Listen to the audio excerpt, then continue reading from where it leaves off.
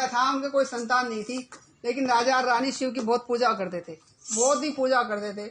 अब जब काफी दिन हो गए तो राजा बड़ा दुखी हुआ, कहने लगा हम इतनी पूजा पाठ करते हैं भगवान की, लेकिन भगवान हमारी नहीं सुनते। रानी कहने लगी क्या नाम है, भगवान कभी तो सुनेंगे, भगवान सब पर दया करते हैं, देवों के देव महादेव हैं, कभी तो सुनेंगे हमारी। लेकिन राजा एक दिन इतना दुखी हुआ, इतना दुखी हुआ कि रानी से कहने लगा, रानी अब तो मैं ऐसा मन करता है कि तुम मर जा, अब मैं जीना नहीं चाहता, क्यों हमारे बस इतने साल का हो गया, अब कहाँ बच्चे होंगे, राजपाट इतना बड़ा है, कौन संभालेगा इसे। अब राजा मनी बड़ा दुखी हुआ, तो रानी ने सोचा अगर राजा को कुछ हो जाएगा इतने बड़े राजपाट को कौन क्या करेगा। रानी ने कहने लगी कुछ ना कुछ तो उपाय करना पड़ेगा जो राजा की जान बच जाए, फिर मैं ही क्या करूंगी इतने बड़े महल में, और कौन संभालेगा इतना बड़ा राजपाट। उन्होंने बनाया क्या विचार करा कि कहीं ना कहीं राजा की जान बचानी चाहिए, चाहे झूठ, भगवान कह रहे हैं अगर किसी सच्चे काम में झूठ बोला तो झूठ नहीं होता।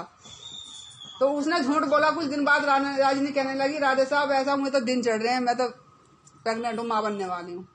तो राजा बड़ा खुश हुआ, राजा तो आसमान में कूदने लगा, तो दान इतना करने लगा सब जगह, उसने दान बाग लगाए, बगीचे लगाए, कुआ बनवाए, प्याऊ लगवाए, खूब खुश हुआ कि हमारे बेटा। अब रानी जो जैसे राजा खुश हो रहा, रानी सूखती जा रही। फिर रानी को चिंता होगी, अब मैंने झूठ तो बोल दिया, राजा की जान बचा ली, कुछ दिन तो जिएगा ही, लेकिन जब पता चलेगा जब देखी जाएगी।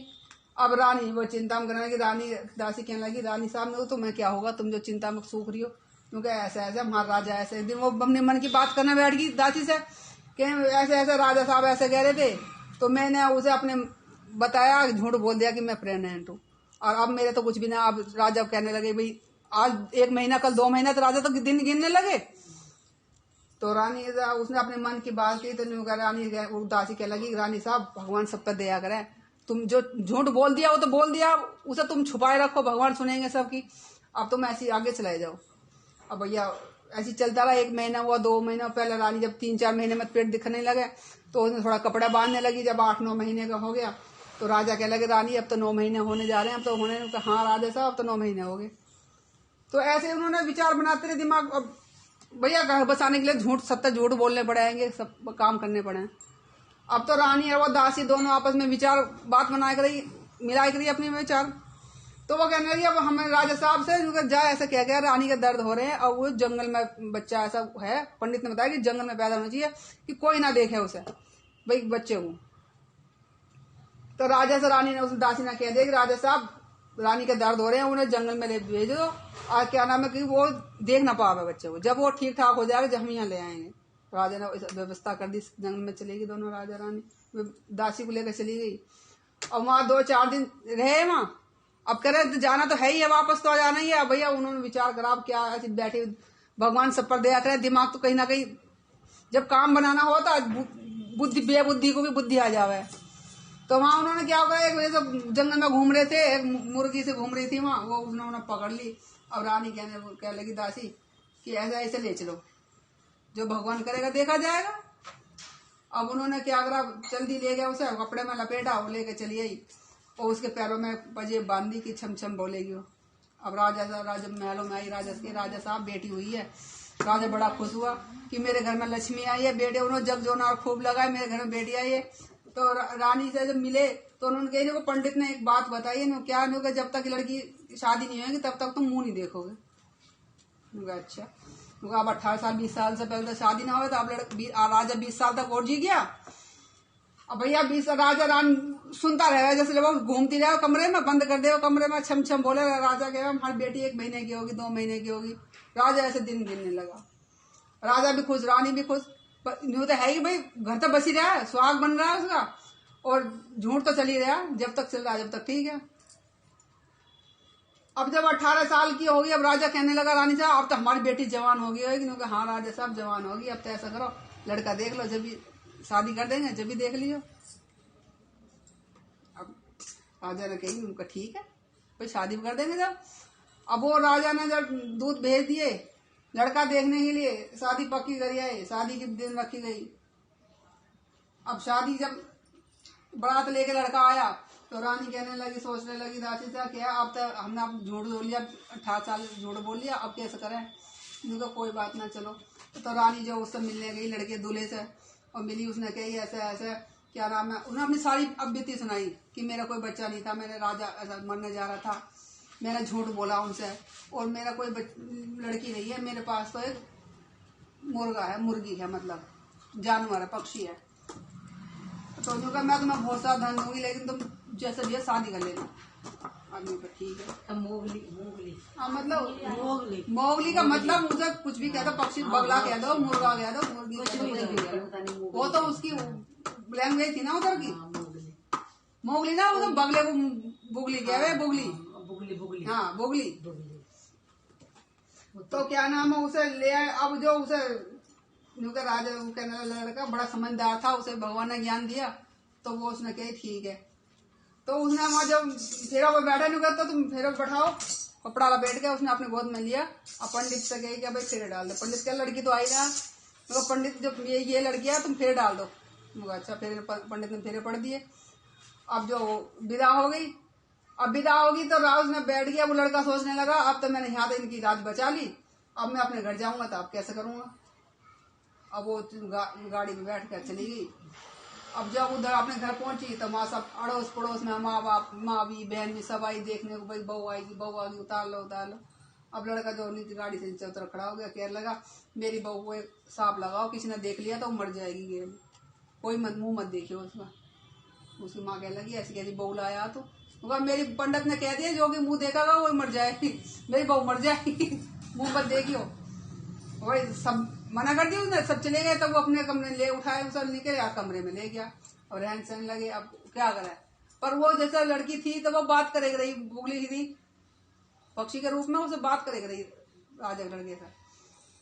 अब क्या करा, अब जब 2 दिन 4 दिन हो लगे, सभी कहने लगे दुरान की काम तो करती ना, बैठी बैठी खावे। अब वो कहने लगी क्या नाम है, हम ही काम करें, तो नई बहू आई है तो काम ही ना करती। अब सास भी कहने लगी हाँ यूँ कब तक ना काम करेगी। अब उसे जो वो सुन रही थी कैसे काम करवाओ।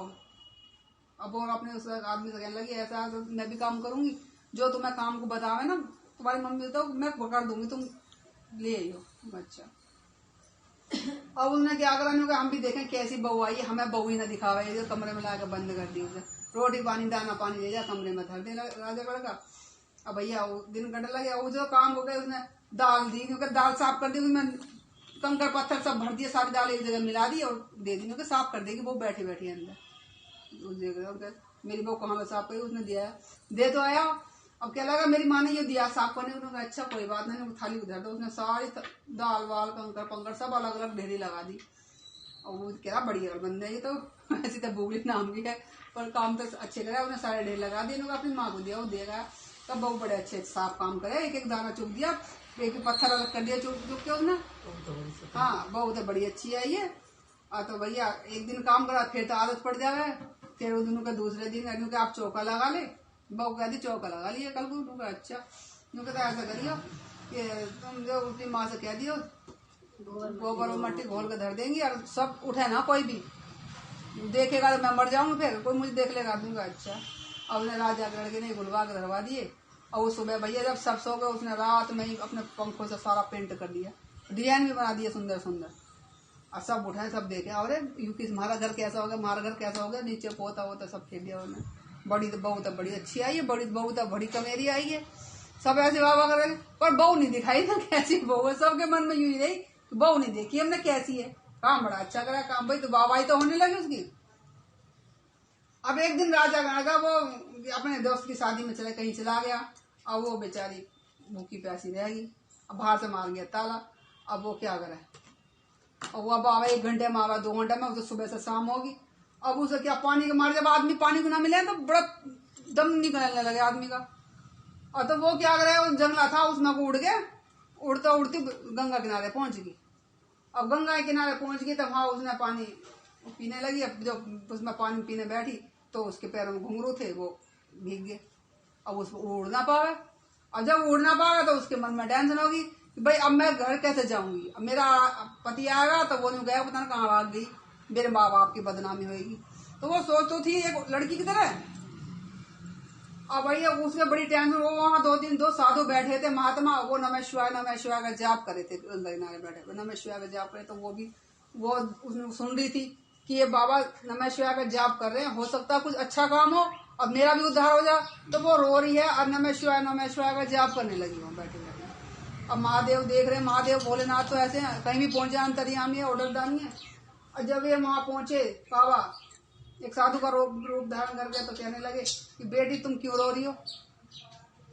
क्योंकि बाबा क्या नाम है, ना तो मैं एक लड़की रही, ना मैं एक पक्षी रही, और मैं तो एक राजा से ब्याह। उसने अपनी सारी अब बित्ती सुनाई, अपनी माँ की भी सब सारी सुनाई। अब मैं जो कि मैं उससे ब्याह गई हूँ, अब मैं यहाँ पानी पीने आई, मुझे भूख लग रही, पानी प्यास लग रही, तो मैं तो क्या नाम है भीग गए मेरे पैर। अब मैं उड़ूंगा ऐसे, मेरे पंख भी भीग गए। अब वहां ना जाऊंगी तो मेरे माँ बाप की बदनामी होएगी और सब बंडा फूट जाएगा, मेरे बाप भी मर जाएगा। अब भोलेनाथ ने उसकी जो उसने नमः शिवाय का वहां जाप करा इतनी देर भी, उससे भोलेनाथ खुश हुए। उसने कहा बेटी तो मैं तुझे बेटी बना दूंगा, बेटी का रूप दे दूंगा, और जैसे तू अब सेवा नमः शिवाय का जाप करी ऐसे ही जाप करती रहना भोलेनाथ के महादेव की।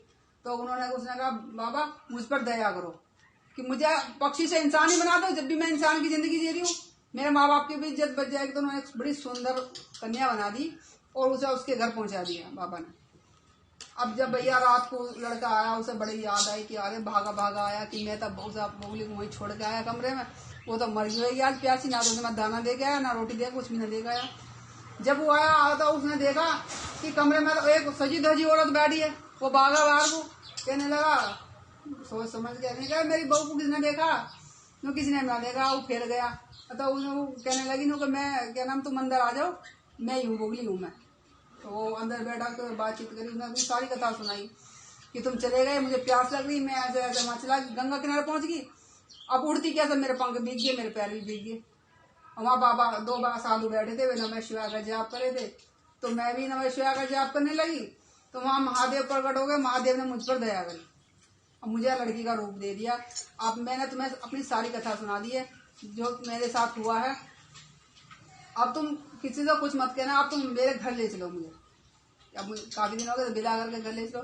तो उसने अपनी बेला सुबह उठी, वो उनको बड़ा खुश हुआ, वो कितनी सुंदर बहू मिली है। तो उसने सब दिखाया अपनी गली बहू, मोहल्ले में अपनी माँ को उठाया कि माँ मेरी बहू का जो ना जो सांप लगा हुआ था वो दूर हो गया, अब तुम सब मुंह देखो, अब इसके सब मुंह दिखाई करो। भैया सब उठी साथ, उन्हें सबके पैर वैर छुए और गुरु भगवान को प्रणाम करा, भोलेनाथ को। तो खासी बड़ी खुश हुई, बड़ी अच्छी बहू है, क्यों बाबाई तो पहले ही होगी थी। फिर उसे अपने घर लेके गया, राजा बहू के यहाँ लेके गया। अब रानी को पता चली कि बेटी को लेके आ रहा दामाद, तो रानी बड़ी चिंतित हुई। उसे पता ही नहीं। तो अब रानी कहने लगी कि दासी से जाओ, उसे मेरे रास्ते में रहो, मैं आ रही हूँ। अब दासी के वहां उसने कहने गई क्या नाम है कि तुम क्यों लेके आए हो बेटी को, जब हमने विदा कर दी, ना तुम चिंता मत करो। रानी फिर उसे रानी से मिलवाया बाहर। तो रानी ने देखा नहीं, उसने अब फिर बताई सारी कथा कि हमारे साथ ऐसा बाबा भोलेनाथ ने हम पर दया करी है, गोरा मैया ने दया करी है कि हम एक बेटी तुम्हारे भगवान ने दी है, जो तुमने आज तक इतनी सेवा करी है उसका फल मिला है ये कि महादेव ने बेटी दी। तो बड़ा खुश हुई, रानी भी खुश हुई। फिर राजा को दिखाया कि राजा साहब लगी, राजा साहब तुम्हारी बेटी आई है। और राजा ने देखा तो बड़ा कोली भरी, उसकी बड़े खुश हुआ राजा कि मेरे बेटी इतने दिनों बाद मेरी बेटी है, आज मुझे देखने को मिली है। तो भैया राजा ने खूब जब जोना लगा, खूब दान पुण्य करा। तो उसने कहा कि अब तुम यहीं रहो, हमारा राजपाट संभालो। भोलेनाथ ने जैसे दया करी है, उन्होंने सबने शिव को गुरु बनाया, शिव की चर्चा करी, शिव का गुणगान करा। महादेव जैसा उस राजा पे करी, ऐसे सभी बहनों पर करना, सभी दिन दुखी पर करना। इसी के साथ में वाणी को शिव गुरु के चरणों में, शिव गुरु में चर्चा को स्वीकार करिए। गलतियों को क्षमा करना। महादेव बोल शिव गुरु महाराज की जय। जागो जागो महादेव, हर हर महादेव, दरबार की जय। बोल गोरा मैया की जय।